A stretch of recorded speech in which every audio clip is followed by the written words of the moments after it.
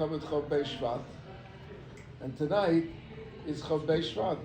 So it's really apropos to talk about this inyan.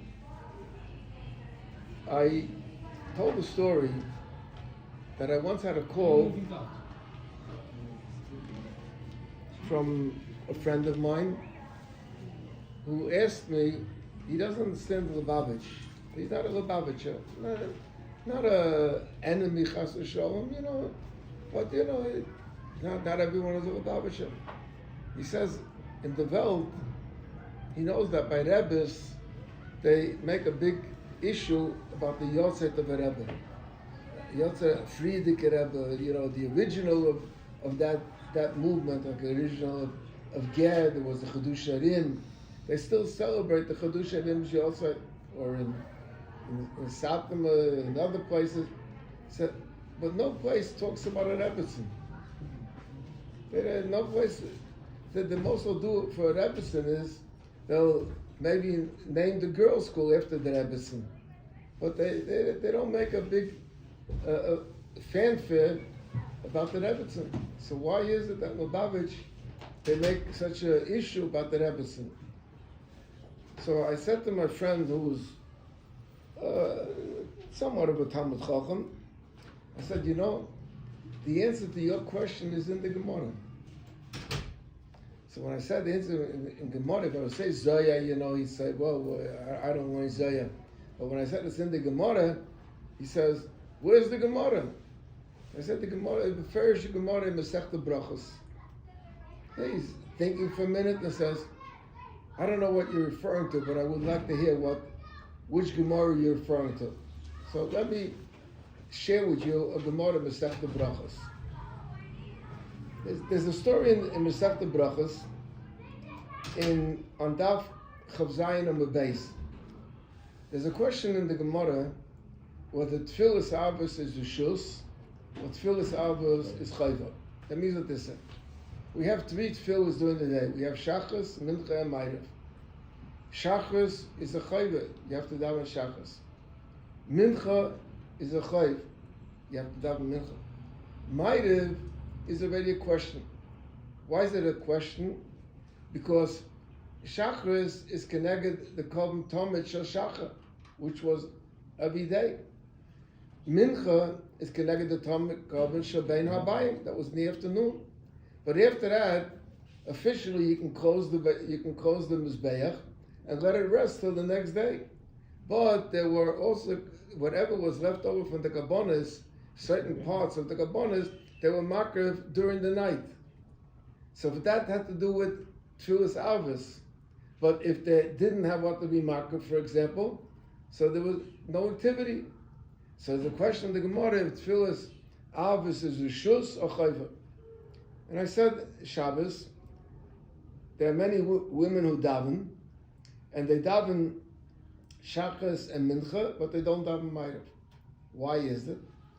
Because the halacha is that Tfilas Avos is Rishus.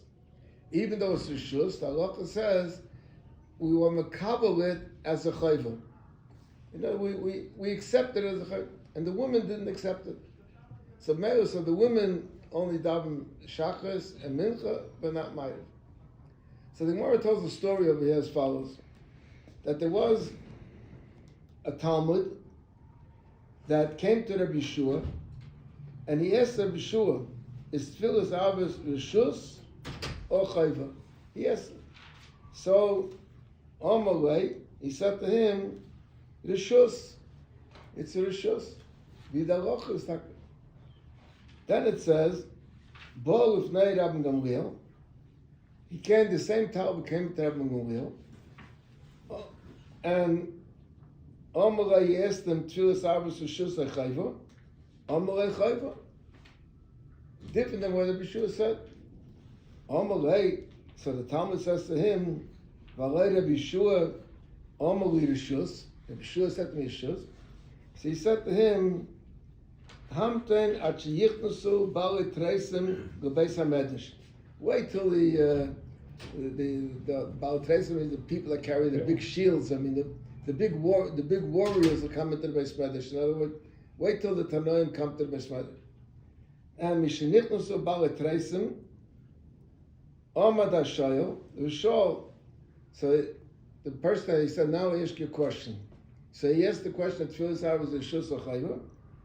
So he said to him, Omar Rabbi Gamliel. Rabbi Gamliel said, Chayva. Omar Lahem Rabbi Gamliel. So Rabbi Gamliel said, is there anybody that disagrees with me? He was expecting Rabbi Yeshua was going to get up and disagree. So what did Rabbi Yeshua do? He didn't want to get into a fight with Rabbi Gamliel. And he said, Omar Rabbi Yeshua Lav. There's no one that disagrees with me. Omar Leisi said to him, Halai b'shimcha Omar Li, that you said that it's Rishus. Why suddenly you change your mind? Misami didn't want to get involved in Machadus with Rabbi Gamliel. Omar Li, Yeshua, Amoid Aragracha. Yeshua, stand up, be a book, and let the people, let this guy testify against you. Omer de Bishua al Raglav. Bishua stood up on his feet. Ba'omer ilmoli ani chai v'hu mes yocha chai hakash mes. If I were living and he died and he was dead, so I could deny it and say what he's saying is not true because he can't argue with me because he's dead. But he says ba'achshav shani chai v'hu chai. Now that we're both alive, we're facing each other. I can't argue. It's true. True, I said it. So the Gemara says, "Vaitem, Hayagam Rabbi Gamliel Yoshe b'Dairish, Rabbi Yeshua I'm allowed to go." Rabbi Yeshua continued his drasha, whatever he was dashing, his pilpul that he was saying, and Rabbi Yeshua remained stable. He told him to stand. He didn't tell him to sit down. So what happened was the Chachamim got a little bit upset, and they told V'amru Chutzpah Hamaturguman. Chutzpah Hamaturguman is one of the Tanoim who was from the Sorei Riga Malchus, that he used to say over when the Rosh Hashiva said the drasha, so he didn't speak very loud, and maybe not everyone understood everything. So he was the one that was a translator to the people. Amoy, Amru ad kama nitztari v'nezel. How long are we going to permit Rabbi Gamliel to be Mitzayah Rabbi Yeshua? And he said, it says, last year there was also an incident that happened with how to calculate Rosh Chodesh, and it was a question of Yom Kippur, what day is Yom Kippur? So Rabbi Gamliel and Rabbi Yeshua differed on the day of Yom Kippur, and Rabbi Gamliel made Rabbi Yeshua come with his packages and everything on the day that he was supposed to consider, according to him, was Yom Kippur. So I said, how long are we going to allow this to go on? That, and now again, he's torturing for no reason. So finally, the Chachamim decided, you know what? We got to get rid of Rabbi Gamliel. Let's impeach him. So they said they're going to impeach Rabbi Gamliel. But the question is, if you're going to impeach Rabbi Gamliel, you have to have someone that's qualified to replace, to be this and that. Rabbi Gamliel was the Nasi. So you have to have someone that's qualified to be a Nasi. So the first name that came up as a replacement for Rabbi Gamliel was Rabbi Akiva, Rabbi Yeshua. So Rabbi Yeshua, they said, no, we can't do that, because that would be offensive to Rabbi Gamliel. Rabbi Gamliel hears that the man that they were fighting suddenly takes them over. That would be offensive. Then they were thinking about Rabbi Akiva. And they didn't agree on Rabbi Akiva also because Rabbi Akiva didn't have, I think that's more so, because Rabbi Akiva didn't have the nukmeh with Rabbi Akiva. Dilma Onish the lesser schus obis. Rabbi Akiva came from Gadim, so he has no schus obis. He's not so powerful. So they were afraid that Rabbi Gamliel may do things that will hurt Rabbi Akiva. Finally, they decided that it should be Rabbi Elazar ben Azariah. And then Rabbi Elazar ben Azariah said, he is very wealthy. He goes back to Ezra. He stamps from Ezra. So B'meila, he's the best choice to take him as so came a delegation to Rabbi Elazar ben Azariah, and they told him that we'd like you to take over the position of Rabbi Gamliel, and you should become the Nasi. So he said to them, not so fast, not so fast. He says, so this is what he says to them. He says, Amahu, he said to them, Ezel imluch be'inshe beisi. I will go speak to the people in my home. What does that mean? What does it mean, be'inshe beisi? It means I will speak to my wife. Why did he say, I will go speak inshe beisi?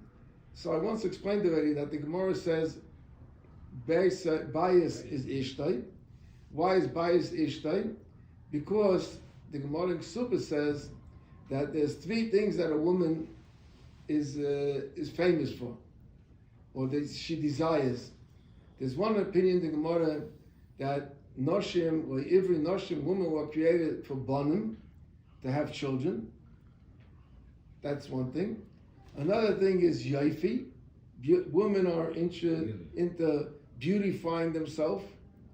And the third thing is Takshitim. Women like jewelry. And if you take the Rosh Tevis of Beis, Yaifi, and Takshitim, it spells Beis. Bonim, Yaifi, Takshitim spells Beis. So that's what, and you see an interesting thing. Till this very day, I don't know, it's not popular, but there are Chassidish Yidden that will not say the word Isha, and will not say the word my vibe. They'll say my shtib. Okay? So that's why he didn't say, he should have said, he didn't mean that he's going to go ask his children. Why doesn't it mean that he's going to ask his children? Because we know how old he was now. He was 18 years old at this time. As we say in the Agada, Omer Rabbi Elazar ben Azariah, Harei ani keben shivim shana. Why keben shivim shana? Because he was 18 and his beard turned white. So he was 18. If he was 18, you have to imagine that his wife was a little younger than him. So let's say let's say they were married 2 years. He got married when he was 16. You can't say that he meant to go to talk to his child, and he meant to talk to his wife. So the Gemara Taka says, Ozal he went, Imlach b'devisu. He went to discuss it with his wife to get her opinion. So she said to him a few things. She said to him, I don't know if you should get involved with this because I don't know how secure the job is. It could be that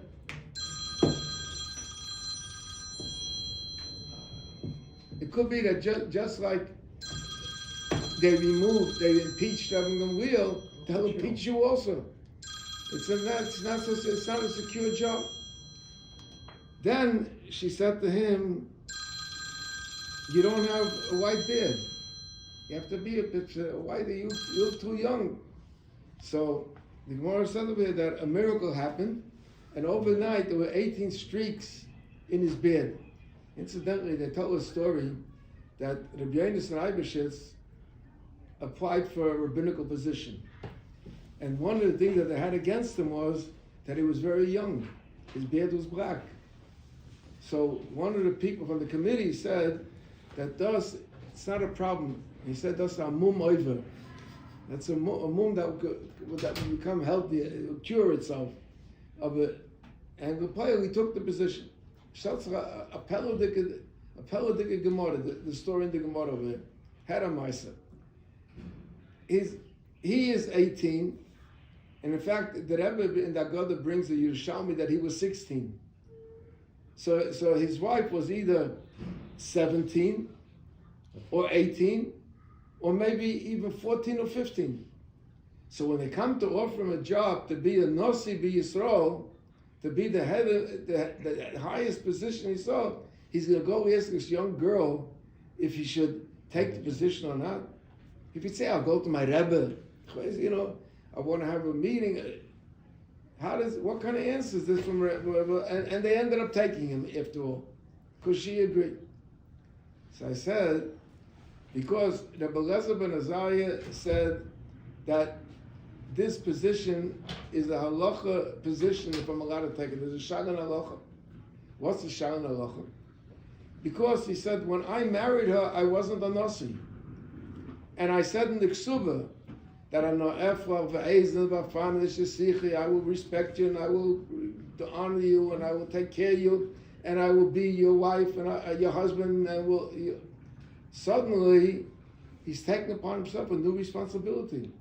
And at whose expense is that? At her expense. She's going to lose her husband, so to say. So he said, there's a halacha shayla over here. And I have to first go through the halacha shayla. And once I solve the halacha shayla, then I can become the Nasi B'Yisrael. So I said, getting back to Chof Shevat and getting back to the Rebbetzin, the Rebbe did not want to take on the Nasias. It took a long time till they finally convinced the Rebbe. But it's known that who gave the Rebbe the final push to take the Nasias was the Rebbetzin. The Rebbetzin said to him, if you're not going to take the Nasias, what will happen with all the work that my father started and wants to accomplish? And that got him to take the Nasias. Kumta is that this lady gave a present to Klal Yisrael, to Rebbe. Therefore, Chof Shevat, the Hoyotzet, is a very important thing. And she knew what it means to be a Rebbe. How do we know she knew what it means to be a Rebbe? Because, there's some adding I didn't mention in Shabbos. When they had the Hey Tevis event, and there was a deposition that they deposed the Rebbetzin, and the lawyer asked her, to who does the Svarim belong? Her answer was, the Rebbe and the Svarim belong to the Chassidim. The Rebbe is no longer private. He belongs to the Chassidim. So if you have such a person that gave himself over entirely, all thanks because of her, therefore she deserves that we should observe her Yotzeit and respect her for many years.